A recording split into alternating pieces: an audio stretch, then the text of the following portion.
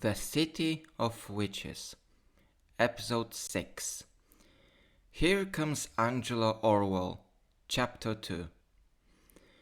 Alright, it'll be done as soon as possible, said Angelo to his boss over the phone.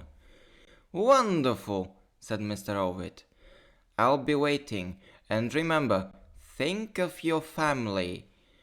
With those words, Mr. Ovid ended the call. Angelo put his phone back in his pocket and violently ripped a piece of diavola from the rest of the pizza. He wanted to eat in peace and calm, but after the call his anger made it too difficult for him. I hate this bastard, he shouted in between bites. He won't let me rest for a single day. Giovanna felt a bit uneasy. It did seem unfair that Angelo had no rest between his gigs. Then she remembered her morning tarot reading. The middle card was the reversed Wheel of Fortune. Maybe it meant the new gig. It was great bad luck. The last card left undeciphered was the Justice. Maybe it was something about the details of his mission. What is he telling you to do this time? Asked Giovanna. Nothing big, luckily, Angelo said. Some fairy got kidnapped by some scientists and I have to find them and set them free. You know, the usual. Ursula seemed fairly excited. That should not be too hard for you, she said. Giovanna was carefully analyzing the events of that day. Suddenly, everything Tarot has told her has clicked. The lovers foretold Angelo's return to Offen Heights. The reverse Wheel of Fortune was about a new mission immediately after his return. And Justice could mean solving a kidnapping situation. I should have seen all of this, she reacted to her conclusion. Sarah was confused about all of this and simply continued eating pizza in silence. Well, I'll just do what I have to, said Angelo. I've heard it's all going on in Offen Heights. See, Jovi, you can go with me if you like to. Yeah, why not, said Giovanna. I've waited for your return, so I guess that could be one way to spend time together. I would like to go too, said Ursula. I do not want anybody hurting innocent fairies. Wonderful, said Angelo. Mr. Ovid said the customer will meet us in the Archangel Forest tomorrow. For now, let's relax and finish eating. Sarah tried to comprehend what was going on. From what she understood, the three were going on a rescue mission. Once again she felt this strange calling. She wanted to go with them, but would she even be useful? She knew a single mantra with no use on such a journey. She wasn't even able to project her energy. However, Sarah decided to at least try asking. Can I join you? She said to Angelo. He had to admit Sarah had surprised him. He would never expect someone he freshly met to want to join him on a mission. Where would you like to? Angelo asked. My parents never taught me about magic, Sarah answered. I want to learn about this whole new world I never knew about. Maybe that's because I want to remember my parents this way, or maybe to get over my mourning. Sarah knew it was only half-truth. She did feel exactly how she told Angelo, but she also wanted to simply spend time with Angelo, Giovanna and Ursula. She wanted to bond with them, and she wanted them to become her friends. She really wanted to have true friends, but she felt that she shouldn't admit to that. Maybe because of shame. Maybe because she was afraid that Angelo wouldn't let her join them on their quest. I see, said Angelo. If that's the case, you can join us. Really? Sarah said. Yes, I respect how you may feel about your family. I know the death of my family would break me. Thank you. I'll do my best, said Sarah in gratitude. Ursula seemed to be thinking about something intensively. If you are joining us, she said, do you have a Discuss account? No, said Sarah. I've never felt like I need it. You should create it, said Ursula. It would make talking with you so much easier for us. Okay, can you help me with that? Yes, of course. Sarah quickly downloaded the app. Ursula helped her fill in all the information. Soon they have reached the nickname request. Okay, how would you like to be called on the app? Ursula asked.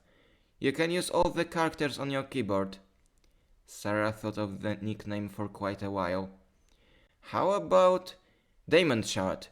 Sarah put the nickname in the system, but an error appeared. Taken? Sarah said. It does happen sometimes, said Ursula. Never mind, said Sarah. I'll just add a number of something. Sarah thought about an aesthetically looking number to add and settled on 13. Adding it caused the error again. Sarah changed it to Roman numerals. This time, the system let Sarah in. Diamond Shard 13, huh? She thought. I guess it's a better nickname than none. Great, said Ursula. I will add you to contacts and send you an invite to a group server. I am Pearl Clover 4, by the way. I'll text you all in the evening, said Angelo. Then we'll discuss what we'll do. In the meantime, let's finish our pizzas and when they're still warm. Good idea, said Giovanna. The rest of the meeting was filled with happy conversations. Nobody was thinking about the mission. Everybody simply wanted to enjoy the moment. The next afternoon was very windy. Angelo was dressed in a brown cloak, but the girls simply wore warmer clothes with hoods. The Archangel Forest gave some protection against the weather, but it still felt fairly cold. The client was already waiting in the arranged place, although nobody could see them. On one of the tree roots there was a book, a hardcover copy of William Shakespeare's Hamlet. Angelo has recognized the book as a fairy camouflage. Wonderful day to pick up some shroomies, Angelo said the passcode to notify the client of his presence. To the surprise of Sarah, and Sarah alone, the book has moved. The front cover was rising seemingly on its own. Then something came out of the book. It slowly crawled out and jumped on the ground. It was a very small creature, not larger than a pigeon. On a closer look, it kind of resembled a human woman. She was wearing a green dress that was a strange choice for the weather. Her small size caused her great difficulties with walking in the wind. Angelo slowly walked towards her.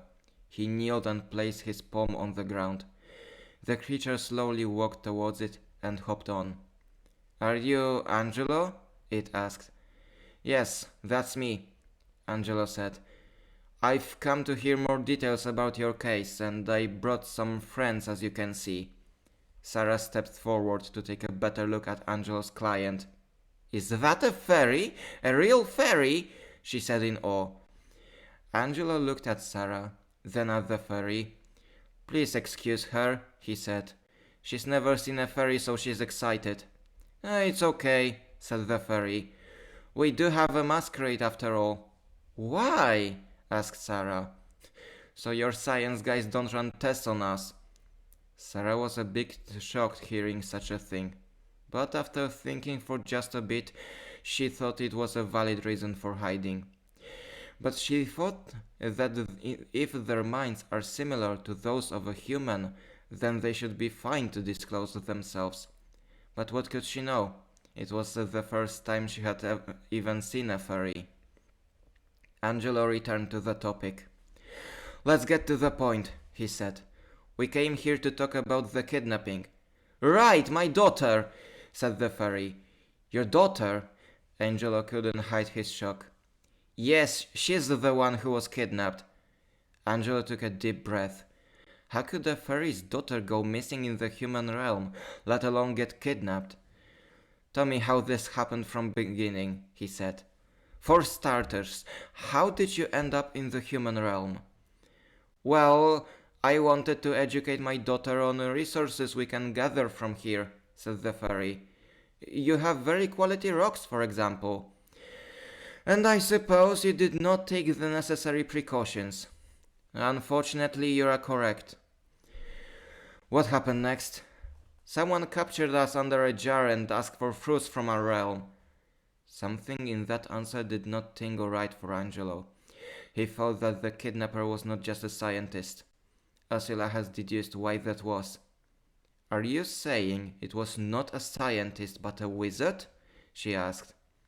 I think so, said the fairy. Holy, that's bad, said Angelo.